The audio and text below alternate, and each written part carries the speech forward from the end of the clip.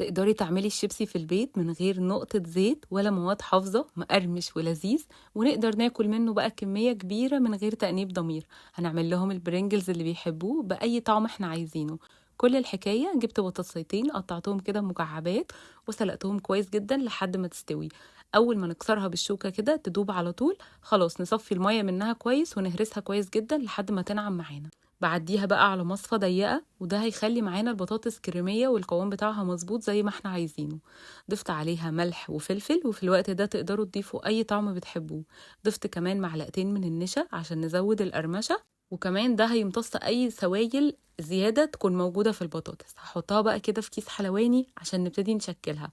ممكن نشكلها في صينية تكون نون ستيك، متأكدين انها مش بتلزق خالص. نوزعها بقى كده في الصينية ونشكلها كده كور صغيرة، نحاول ما نكبرهاش، نسيب مسافة كده ما بينهم. وافرد كيس تلاجة او ورقة زبدة واضغط عليها كده، افردها لحد ما تبقى رفيعة ومدورة كده زي البرينجلز.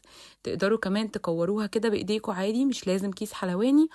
وطبعا لازم تتأكدوا ان ورق الزبدة نوعه يكون كويس جدا عشان ما تلزقش فيه. وتأكدوا كمان انكم مرفعينها عشان تبقى مقرمشة معاكم. بندخلها فرن سخنة على 180 على الرف اللي في النص، وانتباهها كويس لحد ما تستوي. اول ما تستوي وتنشف هتاخد حوالي 15 ل 20 دقيقة، وهتبقى تحفة ومقرمشة جدا، تنفع في الدايت وفي اللانش بوكس. اتفننوا بقى واعملوا كل الطعوم اللي تحبوها.